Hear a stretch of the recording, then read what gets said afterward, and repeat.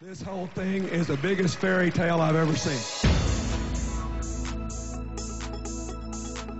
You know, I have so many opportunities from this country.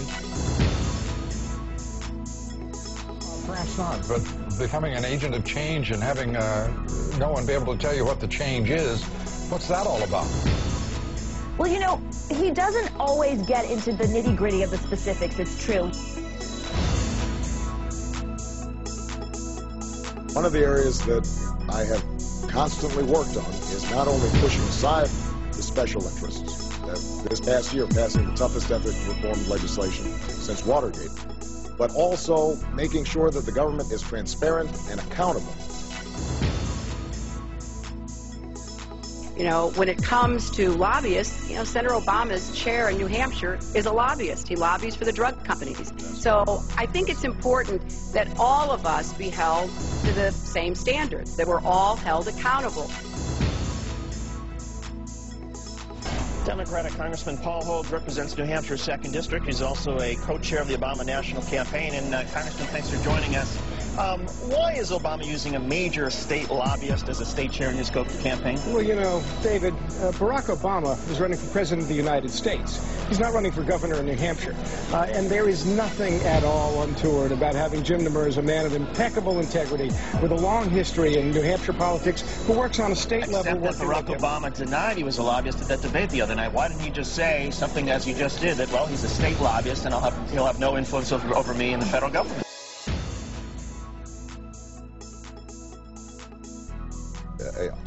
I've been clear from the start that Yucca, I think, was a misconceived project. You know, Barack has one of his biggest supporters in terms of funding the Exelon Corporation, which has spent millions of dollars trying to make Yucca Mountain the waste depository.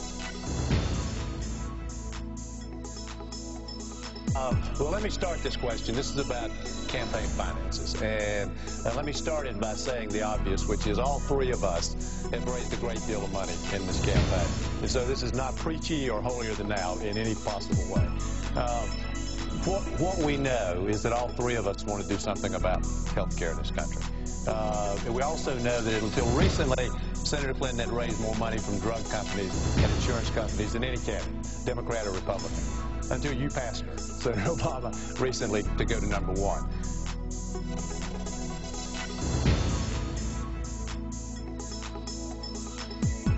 In 2005, there was another run at a bankruptcy reform motivated by the credit card companies and the other big lenders.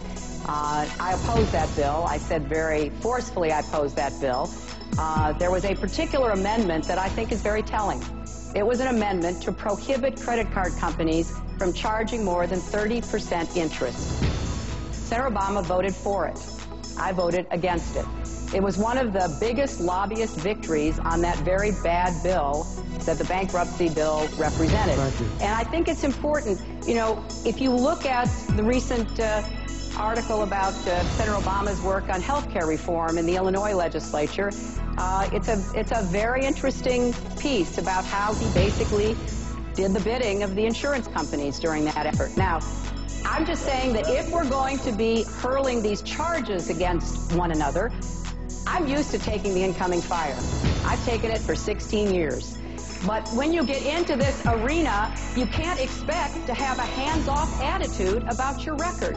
And it is perfectly fair to have comparisons and contrasts. I voted against a 30%, I voted for limiting to 30% what credit card companies could charge.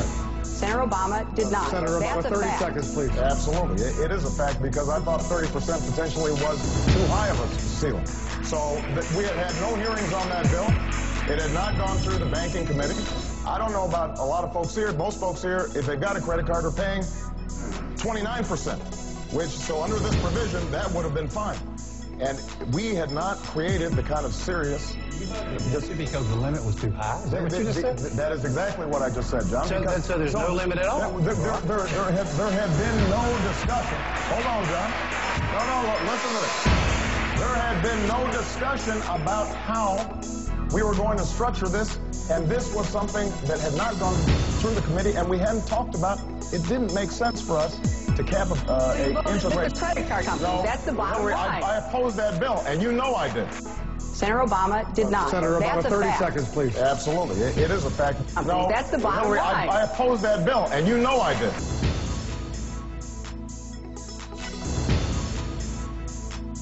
I just want to add, I agree with John, which is why I prohibited lobbyists from buying meals for members of Congress. Good idea. Because, and some of them complained. They said, Maybe they'll get a little... With all due respect, they said, where am I going to eat? They can now buy food for members of Congress if the members of Congress are standing up. That's my understanding with the rule. They said, maybe they'll get a little... With all due respect, they said, where am I going to eat? They can now buy food for members of Congress if the members of Congress are standing up. That's my understanding with the rule. Standing up. That's my understanding with the rules have changed. You can't sit down and eat, but you can stand up and eat. Tell me why that's changed. Here's what we did. They can't buy meals. They can't provide gifts. They can no longer lend corporate. They can have huge parties for you as long as you're standing up. But you can stand up and eat. Tell me why that's changed. But you can stand up and eat. Tell me why that's changed.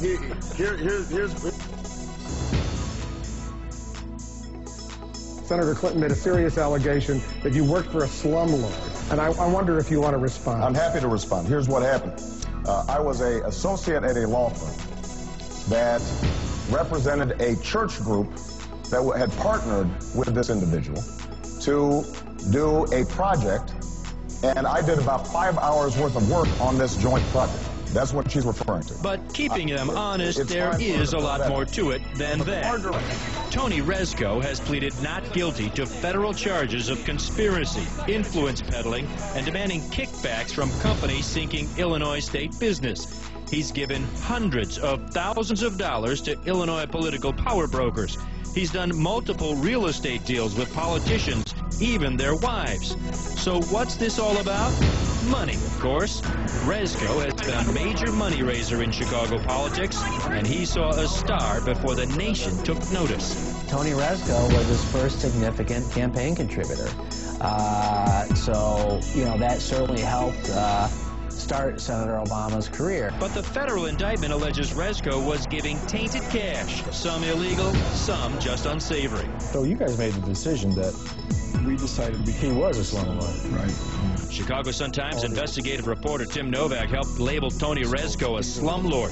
One of Rezko's businesses got government loans to develop low-income housing. Barack Obama worked on some deals as a lawyer and wrote letters supporting some deals as a state senator. Sun-Times found 2/3 of the buildings were foreclosed on, boarded up, or both. The city and the state have told us they never had any other low-income developer go that bad, that quick, that much. This is one of those buildings, and it does seem to fit the description. At the same time tenants in this building were complaining about the heat being turned off, the building's owner, Rezko, was actually giving money to the Obama campaign. But the bigger embarrassment for Obama was his own land deal with Rezko. Shortly after his election to the U.S. Senate, Obama bought this house at $300,000 below the asking price. Perhaps not coincidentally, the very same day, Rezko's wife bought the lot next door for full price. Months later, Barack Obama would buy a sliver of the Rezko land to expand his own yard. The deal happened at the same time that Rezko was knowingly under investigation. And I did about 5 hours worth of work on this joint project.